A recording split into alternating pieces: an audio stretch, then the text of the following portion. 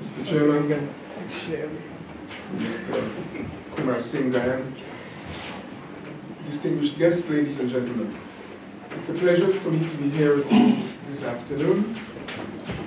And I will start by saying to you that I got the news that Berlin was very cold, but my reception to Berlin so far has been far from cold. It's been very warm, and I'm happy to be here with you this afternoon to share some thoughts in relation to this very, very important forum. Germany, in many ways, is far away from Guyana. In terms of economic structure, especially. But I think it's important to know that we do have common values which inform the relationship between our countries. And the invitation this afternoon, I think, will help, and I hope, will help in facilitating an understanding or greater understanding between our societies and the feel for the challenges and the aspirations of the people of our two countries. So I'm pleased to have the opportunity to deliver this keynote address for this section of the forum. And I'm pleased to see how many and how diversified the audience is this afternoon. Mr. Chairman, I think it's worth stating, especially for those who recently or have only become familiar with the name of the place this afternoon or recently, it's perhaps useful for me to say a few things by way of what constitutes Guyana. Guyana is a country that is found on the mainland of South America. And although its neighbor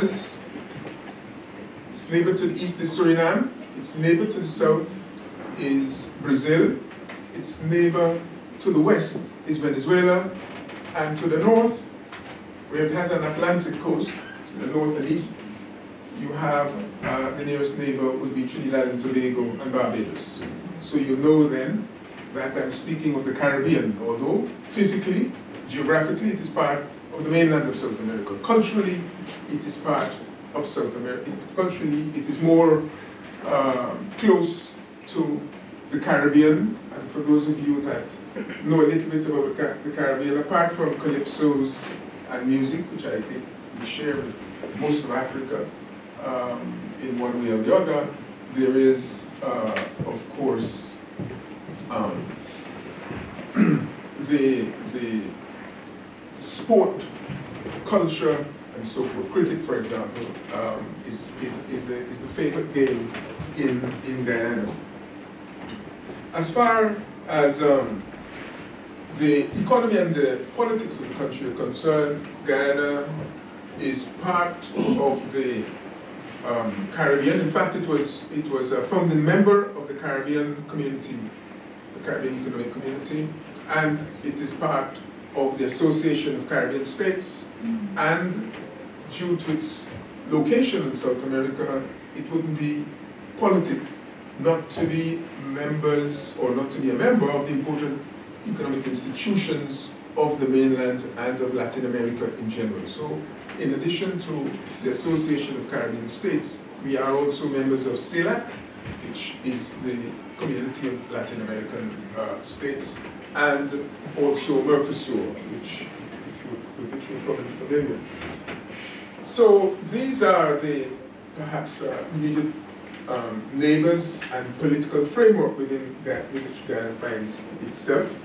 It is a country that is peculiar in this way, although it is one of the world's micro-states, perhaps not quite as micro as Maldives or Mauritius. In terms of its physical size, it is micro in terms of its populace. It has a population of somewhere in the region of 760 or 780,000 persons on an area roughly half the size of Germany. So compared to the rest of the Caribbean, it's large. Compared to most countries in the world, population-wise, it's tiny. And in terms of variety, I want to tell you a little bit about that because I see that you have an interest in such matters. Geologically, Guyana is part of what's called the Guyana Shield. And this is a shield lying between the Orinoco to the west, the Amazon and Rio Negro down to the south, and then the Rio Branco and others. So it is an island in South America created by the Atlantic and the major rivers of the, some of the major rivers of the subcontinent. And that area is called the Guyana Shield, and it is a very interesting biological space. And it is interesting because it is one of the world's most diverse spaces biologically. It is estimated that within the forest cover of Guyana, which is roughly about 82% of the surface, you have something like 8,000 species of plants. Half of those are found nowhere else in the world. And it has, it prides itself in being one of the countries with the highest level of biodiversity. It has 1,168 vertebrate species and about 1,600 bird species, and it has also one of the world's richest collections of mammalian fauna across the globe. So, as a reflection of these qualities, Guyana has been recognized by those who know, and perhaps by a few others. If you follow some of the old literature, 19th century literature in Europe, Guyana was brought to prominence by the work of Sir Arthur Conan Doyle, Lost World, and Green Mansions by Hudson, which gives an idea of the peculiar species, bird-eating plants and spiders that do funny things. Those sorts of things that frighten some people. So let me not engage in that now. And only this week, the perhaps interest of the public was perked a little bit by a report that in the ITD Global Travel Trade Fair, which was held in Berlin this week, Guyana was featured as being amongst the top 100 destinations in terms of desirable tourist destinations, and it was named as the #1 best ecotourism destination in the world. And it was won against pretty stiff competition, as you might imagine. I'm not sure whether Mauritius was there, but I'm sure they would have been. Mexico featured, as well as Cambodia and the Galapagos Islands and so forth. I'm telling you just to say to you that whilst this is a country with these very distinctive and very popular features, it is not well known. Certainly not as well known as the countries in the Indian Ocean Pacific that are major tourist destinations. So it has a very, very long way to go in that regard. Culturally, it is an extremely diverse country, and Guyana is especially proud of the achievements of its people, its sons and daughters. And if you are interested in music, you might have come across some of them. Eddie Grant, for example, is a Guyanese, you know, Me Hope Joanna and the Georgetown Girl, that sort of thing. And if you are interested in perhaps more recent or more current music, you will find a number of others. Rihanna's parents are from Guyana. And in the literature also, there are very many outstanding Guyanese featured in the literature, in archaeology, and elsewhere. Guyana is especially proud of these sons and daughters. And in perhaps in the public arena, perhaps not so current as now, one of the longest serving Secretaries General of the Commonwealth was Sir Srinath Ramphal, who was a Guyanese by birth. And Guyanese have also spread themselves across the globe in terms of art, for example. And one of our most famous art anthropologists was Dennis Williams, who's also an artist and an author of many books.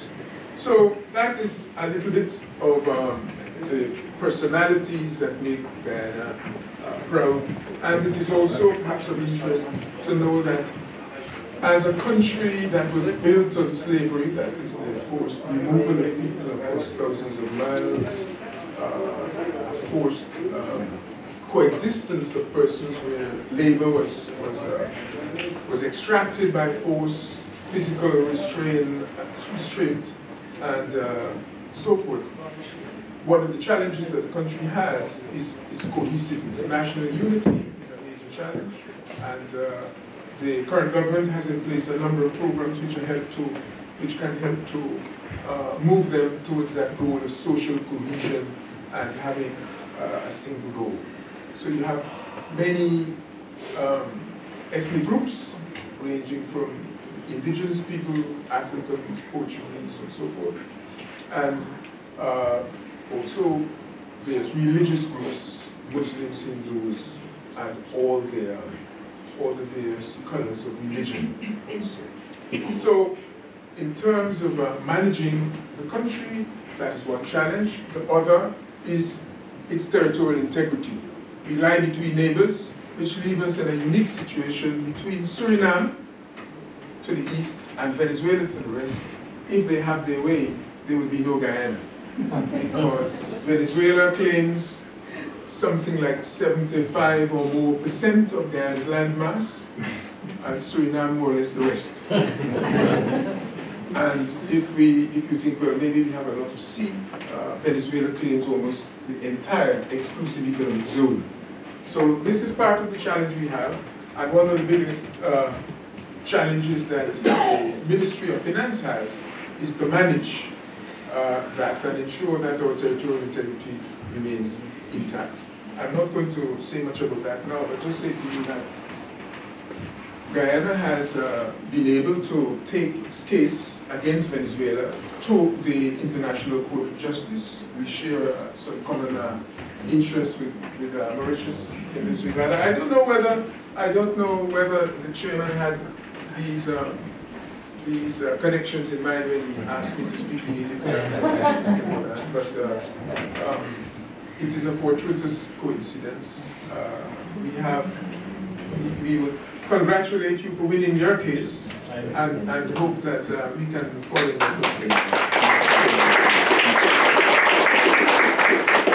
The features of Guyana are also of some interest. It is a country heavily dependent upon primary commodity exports. Sugar, rice, bauxite, gold in particular in recent times, and manufacturing has been a pretty small chunk of the activities in Guyana. In recent times, that is from 2015, ExxonMobil, together with CNOOC or CNOC and Hess, Petroleum Corporation, made a series of unprecedented finds. In other words, they sunk 12 wells in succession and were able to find oil in commercial quantities in all of those wells. It is an unusual occurrence, and as you might imagine, it was immediately followed by some complications. It is as a result of that find that Venezuela issued domestic decrees which determined that, as it happened, all of the sea space lying off of Guyana's coast happened to have fallen in Venezuela's zone, as Venezuela defined this zone, leaving Guyana as one of the countries that would have a landmass, a coast, but no maritime space. So we have that problem to deal with. It's estimated that production, which will start in 2020, production of petroleum and associated gas, and which companies, at least Exxon has been searching for since 1999, and Guyana has been issuing licenses for other companies to search since the late 1950s. So it's a case of going from almost from famine to feast. And the estimate is that it will start, the operations in petroleum will start at the level of about 120,000 barrels next year, 120,000 barrels a day, and rise by 2025 to somewhere between 750,000 and 1 million barrels a day. So 1 million barrels a day is a lot of oil. And you have a population, as I said, that is very small. I saw a minister ambassador from Qatar this afternoon, and I would say to you that on a per capita basis, it would leave Guyana pretty close to Qatar in terms of the volume of oil divided by the number of persons. So it is a massive amount of oil that is involved here. Trade and investment in Guyana has, up to now, as I said, had the following characteristics. Guyana is heavily dependent on private commodity production. Within the ACP group, we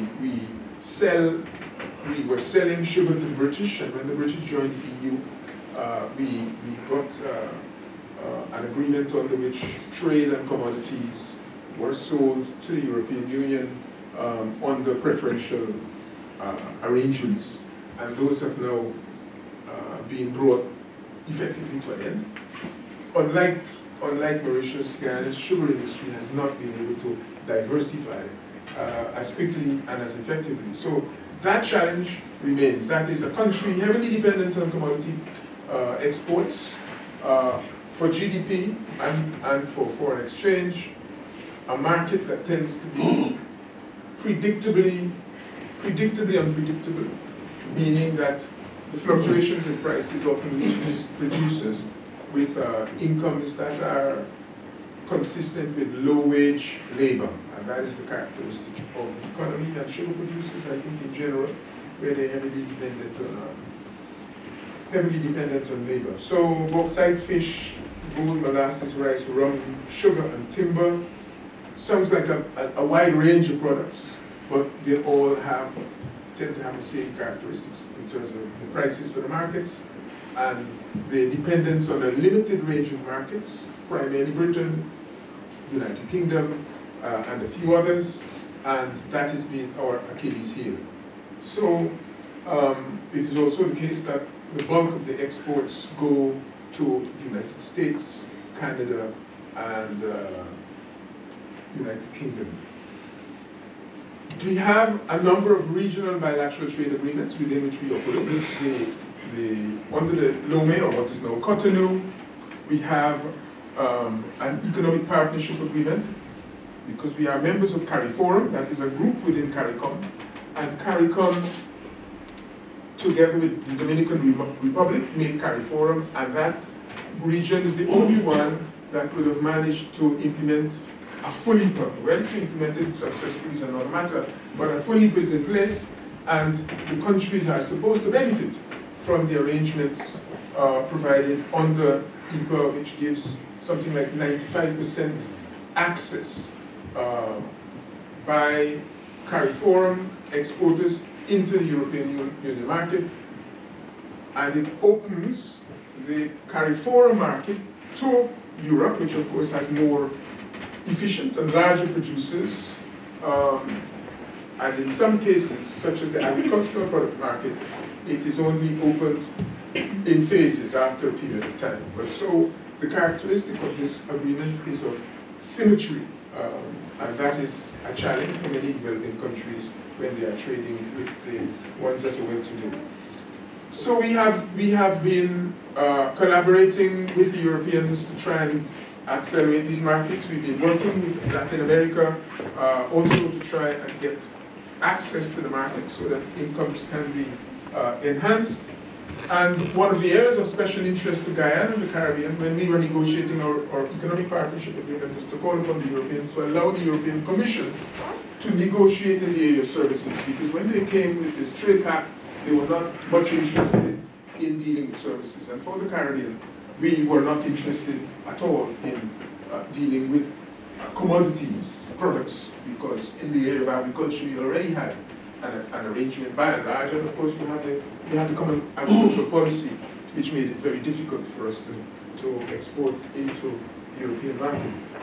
So there are special features in the EPA to facilitate the export of services into the European Union. And as you know, the Caribbean, like I was mentioning Guyana, you surely would know perhaps some of the most important exports of the Caribbean, which would be music, for example, the Bob Marleys and Shaggy and whoever else you may know. The rest of the region boasts artists, perhaps not quite as famous as those, as I mentioned to you. We have Shaggy, we have Eddie Grant, Billy Cox, Leona Lewis, I don't know if you know that name. There are young people amongst us, so they should know these better than I do. But the problem is that to get into the European market, in these areas, performing arts, painting, architecture, and so forth, you actually need to be there physically. If you want to send Bob Marley to sing in Europe, of course, for him to make his money, he has to be able to go there. I don't mean literally Bob Marley, no, that would probably frighten the audiences away.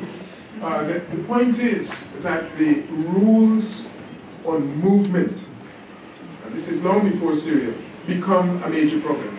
And European rules have always been both opaque and problematic.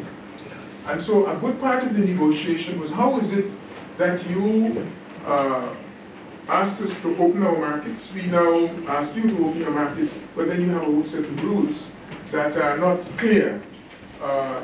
Is each artist supposed to come to Heathrow or to Berlin or Bonn and say, well, you know, I'm an artist, can you let me in?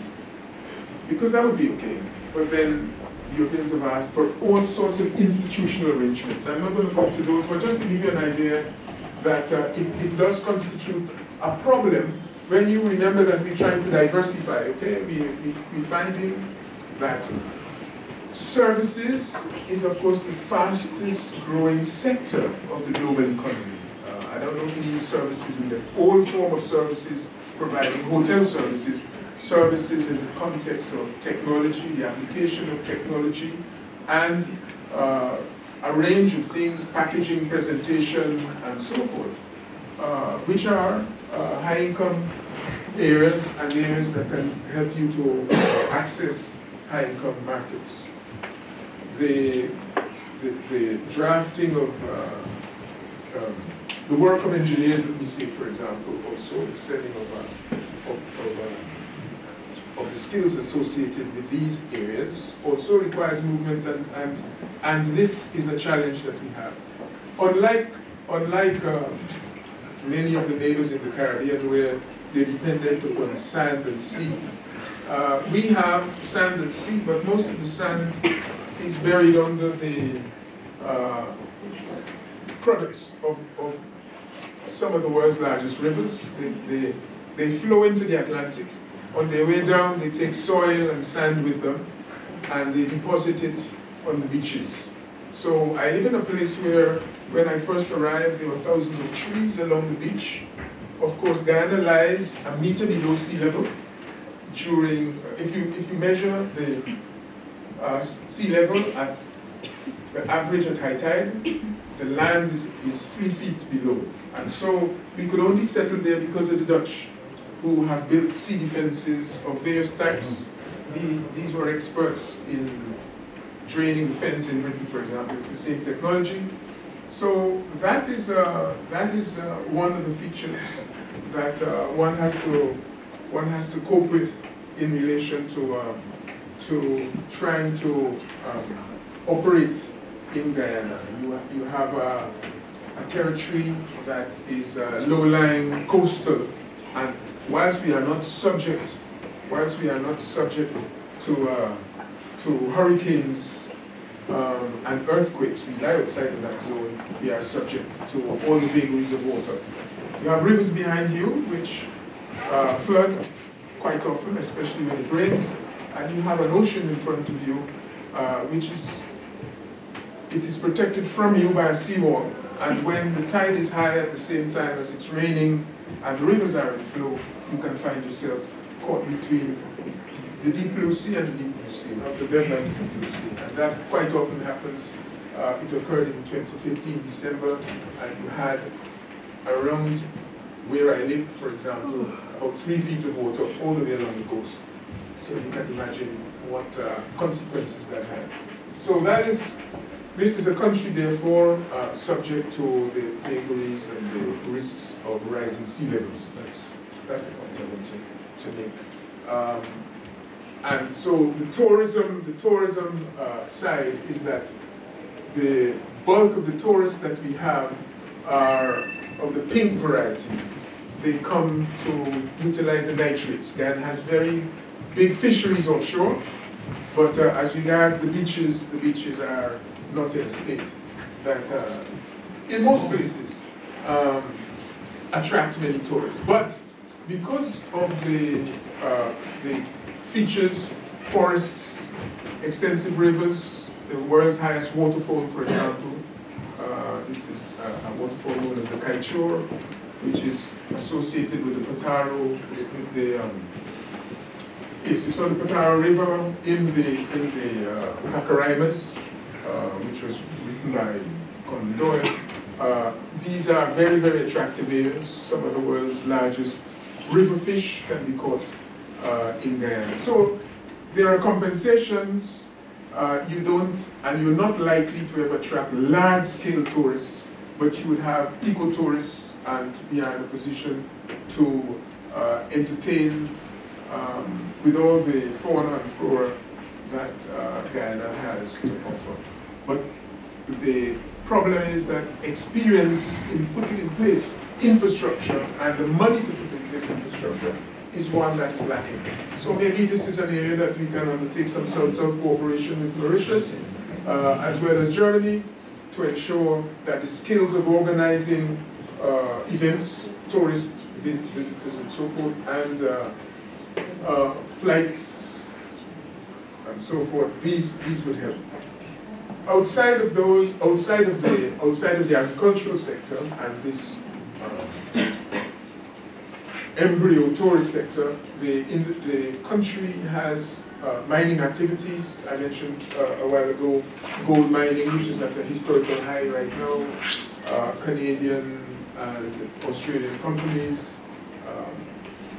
and we are looking to try and diversify even in that sector, which of course suffers from all the problems of the mineral sector. Copper, you have heard of from Zambia.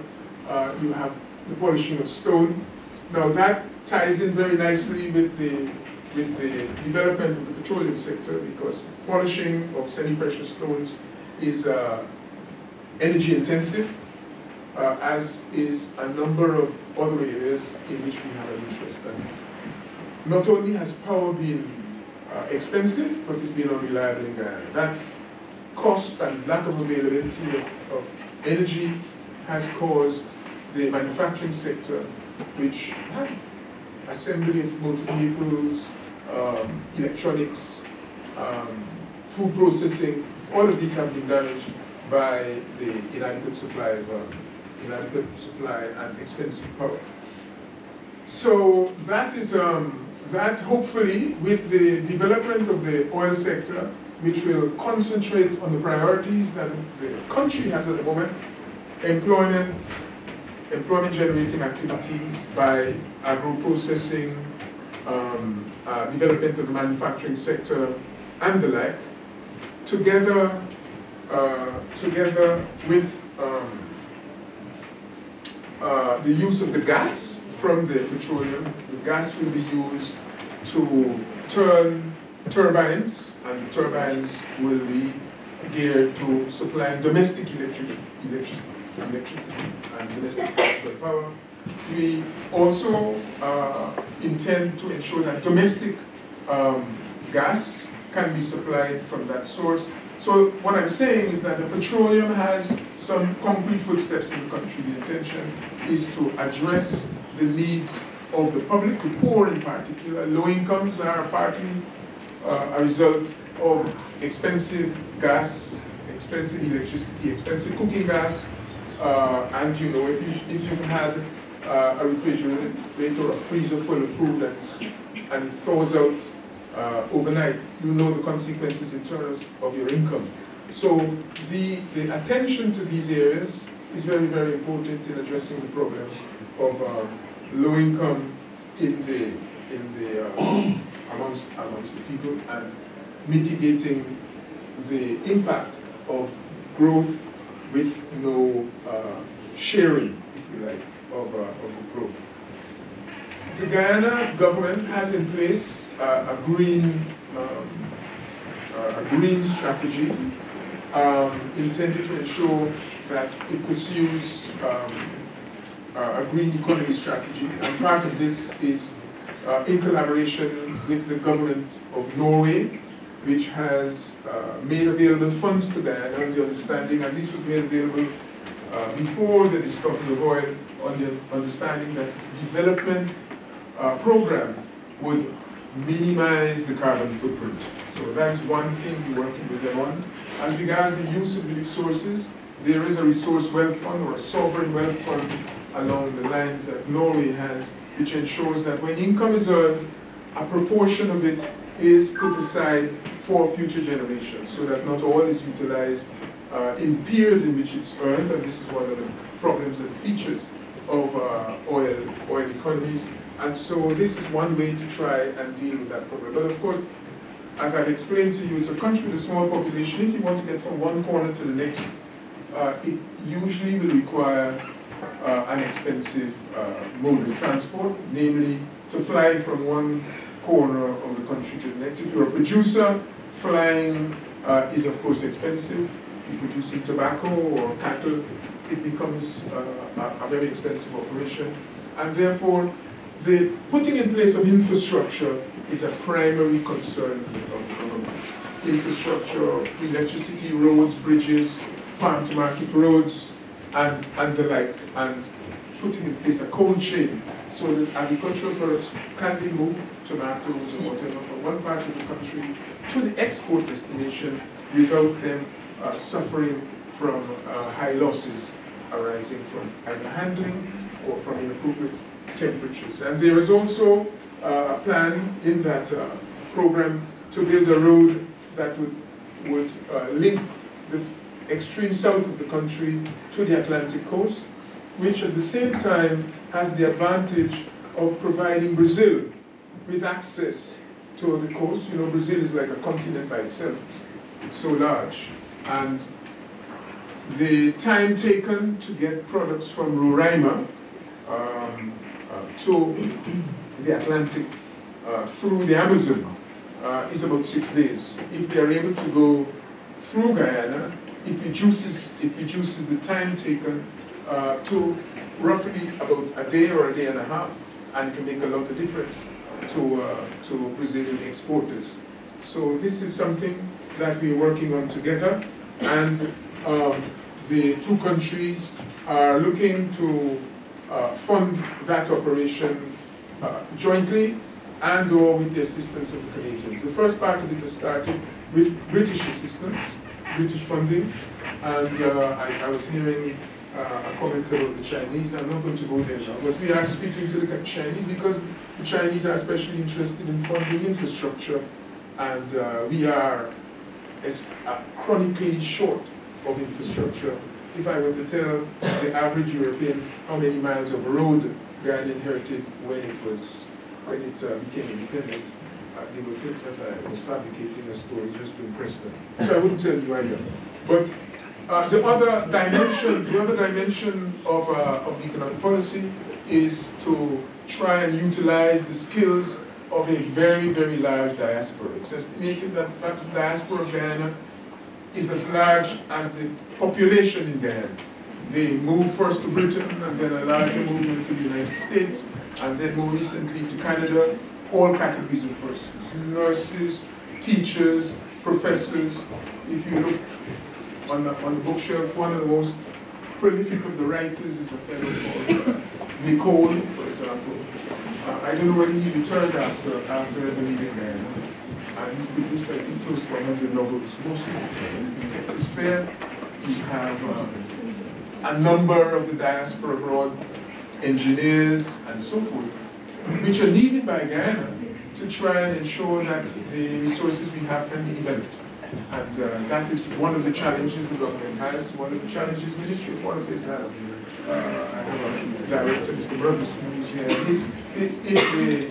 If you are told that the Guyanese diaspora don't return to Guyana, I blame him, because it's his job to help us get them back.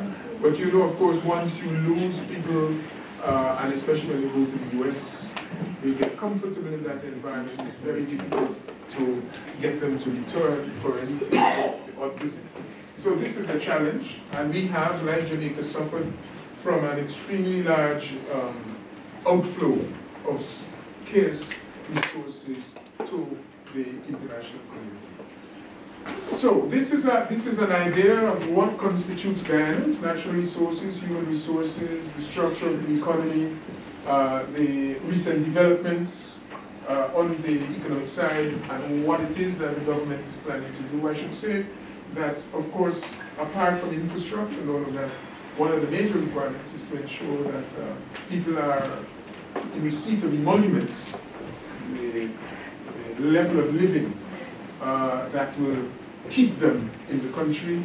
And so one part of the resources that are generated is to ensure that the quality of life can be enhanced, so that skills of all types can stay within the country, so as to ensure the most rapid utilization of the resources at the disposal of the people as a whole. I'm not able, as our colleague from Mauritius made it very clear, to even think of rivaling Mauritius, but you can still feel free to pay a visit to Guyana, see a little bit of South America and the Caribbean at the same time, see a little bit of its diversity in relation to flora and fauna, and get an idea of the things that are posing the planners a challenge. So let me close on that note. I thank you for your time, and hope that you will have found that little snippet of what represents Guyana, what constitutes Guyana, interesting enough for you to keep following it when you see it on the news, and as soon as you get paid, you will ensure that you come and pay us a visit.